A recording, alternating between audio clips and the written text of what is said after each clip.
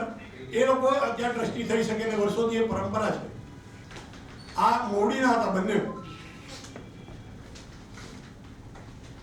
એના પપ્પા અને માણસામાં કે મને હું ગયો એટલે મને આમ કર્યું. હું તમને એક દાખલો આપું, માણસા જઈને તપાસ કરજો. પ્રજાપતિ પીઆઈ હતા, પ્રજાપતિ. આજથી 5-6 વર્ષ થયા. કાળી ચૌદસમાં બંદોબસ્તમાં પોતે હતા અને એ બંદોબસ્તમાં એ ઉભા હતા. સન્માનીય આપણા જાડેજા સાહેબ હતા, એક્સ હોમ મિનિસ્ટર.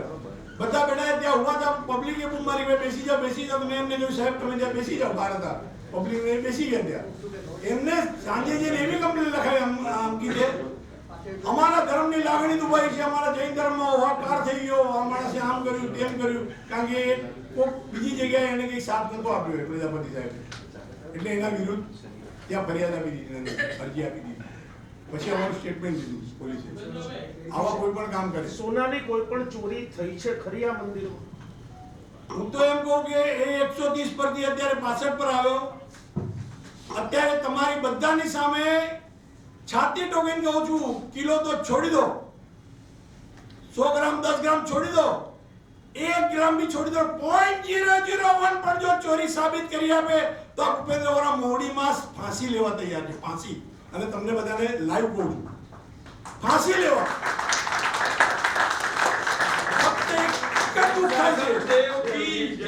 દુઃખ એક જ થાય છે સાહેબ. એક તમારા પર વ્યક્તિગત આક્ષેપ લગાવ્યો કે આપણે આપની સગી બેન સાથે લગ્ન કર્યા છે, મંડપમાંથી આ ભૂખ્યા હતા. એમાં સત્ય કઈ રીતે?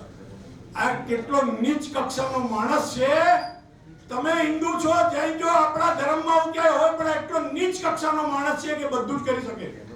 એમને પણ આ સામાજિક કે આટલા ગંભીર અને કલંકિત આક્ષેપ કહેવાય કોઈ પણ સમાજ માટે, એ સાચું છે કે કેમ? કેવી રીતે બને? તમે પોતા તમારી જાતને પૂછો. અરીસામાં તમે પ્રશ્ન પૂછો છો, તમારે અરીસામાં પૂછો કે તમે તમારી બેન જોડે આવું કરો. તો આપે બદનક્ષીનો દાવો કેવો? બદનક્ષીનો દાવો તૈયાર થઈ ગયો છે. ડિપેન્ડન્ટ મેટર તૈયાર થઈ ગઈ છે. એ પણ હું તમને દેખાડું છું.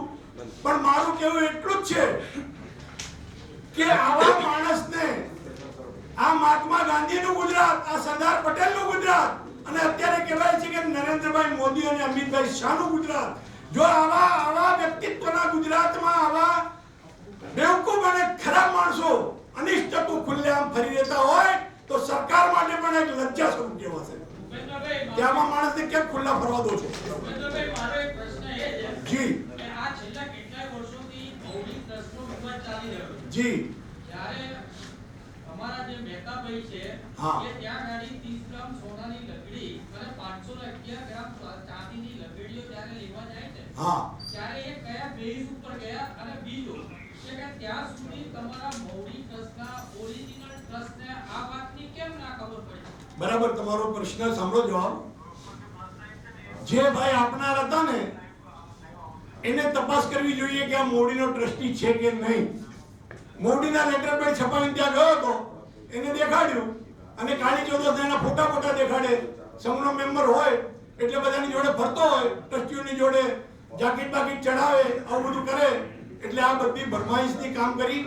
પછી એમને વાયા અને જ્યારે વસ્તુ પાછી ના આપી ત્યારે ભાઈ ખલ્લામાં એક પ્રકાશભાઈ કે દીપકભાઈનો સંપર્ક થયો. ત્યારે એમને કીધું ત્યાં તો મેઇન ભૂપેન્દ્રભાઈ છે, એ આવ્યા હતા તો કે ના આવ્યો હતો. તેમણે મને ફોન કર્યો. મેં કીધું શું વાત કરો, આ તો ચીટર છે. પછી એ ખબર પડી અને એ ભાઈએ મારવાડી ભાઈ અમને બોલાવ્યા એમની ફેક્ટરીમાં. મેં કીધું તમે અમે કેવી રીતે માનીએ? એમને આ દેખાડ્યું અને આ બધું જોયું અને કે એમની સેક્રેટરી લઈ ગઈ દીપિકા અને ફોટો જોયો તો ભાવેશબેન દાવડાનો હતો. એમાં અંતે શું થયું? મોવડી ટ્રસ્ટે એની ઇજ્જત સાચવી કે પછી એ પૈસા પેલા વ્યક્તિને દે? મોવડી ટ્રસ્ટ અમે વ્યક્તિને કહ્યું છે તું એફઆઈઆર દાખલ કર, મોવડી ટ્રસ્ટને સપોર્ટ કરશે. પણ એ વ્યક્તિ કોઈ કારણસર એફઆઈઆર એટલા માટે દાખલ નથી કરતી. તમને ચોખ્ખું કહું, એટલો મોટો બિઝનેસ ચાલતો હોય ને, એફઆઈઆરમાં તપાસો, બીજું ત્રીજું આ બધું આવે એટલે અત્યારે એ લોકો એફઆઈઆર દાખલ નથી કરી. બાકી એમને લેટર લખ્યો અને આ પ્રૂફ પણ આપ્યા છે. એટલે પૈસા એના બિચારાના ગયા ત્યારે 6 થી 7 લાખ રૂપિયા આજની કિંમત. આ પરિસ્થિતિ. હવે અક્ષયની એક મિનિટ, જે મુખ્ય આરોપી લગાડે છે કે મોવડી ટ્રસ્ટે જે પ્રોપર્ટી ખરીદી એમાં કમલેશભાઈ અને ભૂપેન્દ્રભાઈએ સહી કરી છે. એ બંગલા એ આ એ બધું પોતાના નામે લીધું છે અને પોતાના નામે એનો ઉપયોગ કરે છે. બધા ડોક્યુમેન્ટ આપેલા છે અશ્વિનની બારીના અને સુરતમાં જે ઉપાશ્રય લીધો એ સાધુ સાધ્વીના સ્થિરવાસ અને શેષકાળમાં વિચરતા સાધુ સાધ્વીને સાતા મળે શ્રી મોવડી જૈન શ્વેતાંબર મૂર્તિ પૂજક ટ્રસ્ટના નામે લીધેલા છે અને બધાના ડોક્યુમેન્ટ પણ એમાં મૂકેલા છે. ઉપયોગ અને એ પ્રોપર્ટીના ફેરફાર રિપોર્ટ ચેરિટી કમિશનમાં દાખલ પણ કર્યા છે. આ સિવાય કોઈ પ્રશ્નો હોય તો જરૂર જાણો.